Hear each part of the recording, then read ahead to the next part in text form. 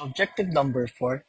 Let's apply the factor label method for solving problems involving conversions between units of measurement. Factor label method is used to convert from one unit to another. For example, let's convert 26.22 miles into kilometer. So, ang gagawin nyo lang is you put a multiplication sign and a division line. Okay? After nun, sa denominator, ilagay ninyo yung quantity na may same unit do sa starting quantity. Okay? Sa example natin, ang starting quantity natin yung 26.22 mass. Tapos ang unit niya ay mass. So, ang alam natin sa isang kilometer, equal siya sa 0.6214 miles. So, ang gagawin ninyo, etong 0.6214 miles, lagay nyo lang sa denominator. Tapos yung 1 kilometer, lagay nyo sa numerator. Okay? So, ang mangyari dyan, cross out nyo lang yung units. Ang matitirang unit ay kilometer. So, tama yung ginagawa natin. And then, multiply lang. So, 26.22 multiply to 1 over 0.6214. That's equal to 42.20 kilometers. So, very useful to sa stoichiometry. Later on, we'll tackle stoichiometry. So, mapapansin nyo dito, parang siyang domino effect na madaming steps. May step 1, may step 2, may step 3. Ganon. And mapapansin niyo na lagi yung unit ng denominator ay nagmamatch do sa unit, do sa numerator. Nung previous step, kumbaga. So, imagine nyo, ito yung step 0. Okay? So, ang unit nito ay grams of NH2. So, yung sa denominator, ang unit niya din ay grams NH2. Same goes here, same goes here. So, mangyari lang dyan, cancel units. Ang matitirang unit ay yung desired unit, which is yung atoms H. Okay?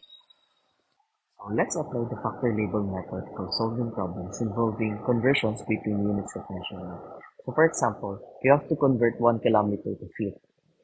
For instance, hindi natin alam yung conversion from 1 kilometer to feet. So, pwede natin yan discartahan.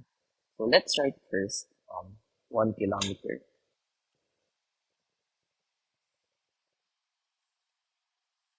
Now, we have to convert this to feet. So, we can use our current knowledge about converting inches to feet. So, again,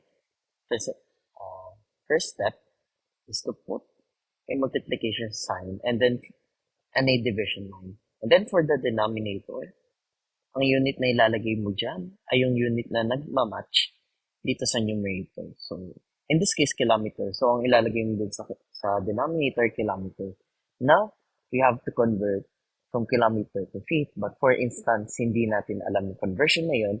What we can do is convert first from kilometer to meter. And after converting kilometer to meter, we can convert now meter to um, centimeter. For example, ang alam lang natin ay converting from centimeter to inches. Then we can convert centimeter to inches, and then inches, feet. Okay? So, for the first step, what we can do is convert kilometers to meters. So 1 kilometer is equal to 1,000 meters.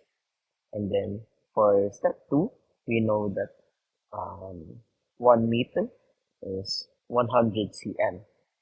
And then for the third step, we know that 2.54 cm is equal to 1 inches. And then finally, for the last step, we know that 12 inches is equal to 1 feet. Now, as you can see, as you can notice, we can cancel out the units. So, cancel out kilometers, meters. Cancel out the unit for centimeters, for inches also. And finally, matitirang unit ay feet. So, plugging in into the calculator, makukuha natin sagot 1 kilometer is equal to, pag pinag-multiply nyo lahat yan, ay approximately 3,280.84 feet. So that's how you convert 1 kilometer feet.